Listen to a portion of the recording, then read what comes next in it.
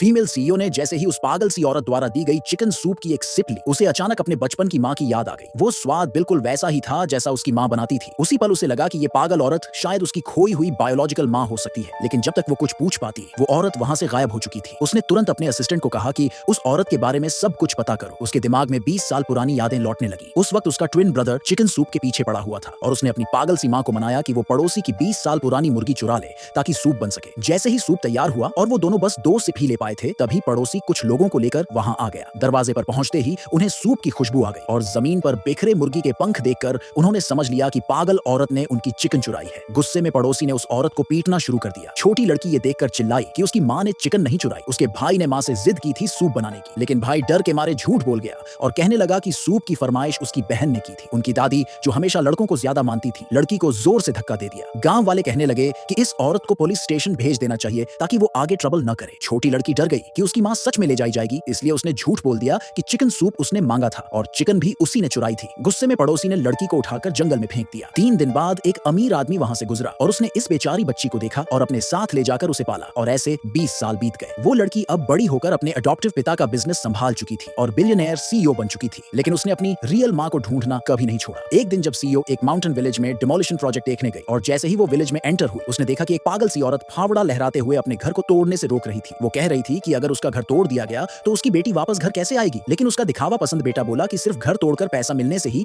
वो अपनी बहन को ढूंढ सकते हैं। पागल औरत ने जैसे ही सुना कि इससे उसकी बेटी मिल सकती है तो वो खुशी खुशी मान गई। सीईओ को उस घर को देखकर एक अजीब सी फीलिंग आई, लेकिन उसे नहीं पता था कि ये वही घर था जहां वो बचपन में रही थी और ये पागल सी औरत असल में उसकी बायोलॉजिकल माँ थी। ऐसे ही उनका पहला मिलने का मौका मिस हो गया। घर टूटने के बाद बेटा डिमोलिशन का पैसा लेकर अपनी बीवी और उसके मायके वालों के साथ एक विला देखने चला गया और अपनी माँ को एक गायों के शेड में रहने के लिए छोड़ दिया। पागल औरत को एक पड़ोसी से पता चला कि उसकी बहू प्रेग्नेंट है। वो तुरंत बाहर निकली, 7 दिन तक कबाड़ इकट्ठा किया और जो पैसे मिले उनसे एक मुर्गी खरीदी। फिर चिकन सूप बनाया और अपनी बहू को सिटी में देने के लिए निकल पड़ी। लेकिन जैसे ही वो सिटी पहुंची, उसका एक्सीडेंट हो गया। उसी टाइम सीईओ अपनी कार से उतरी चेक करने के लिए, लेकिन लो ब्लड शुगर की वजह से उसे चक्कर आने लगे। पागल औरत ने ये देखा और तुरंत उसे एक बाउल चिकन सूप थमा दिया। सीईओ ने एक सिप लिया और टेस्ट बिल्कुल वैसा ही लगा जैसा उसकी माँ बनाती थी। उसने तुरंत अपने असिस्टेंट को कहा कि इस औरत के बारे में सब कुछ पता करो। उधर वो पागल औरत अपने हाथ में चिकन सूप लेकर अपने बेटे के पास पहुंची और बोली कि इसे घर ले जाकर अपनी बीवी को दे दो। लेकिन बेटा 2 लाख की डाउन पेमेंट को लेकर परेशान था, क्योंकि उसकी गर्लफ्रेंड ने कहा था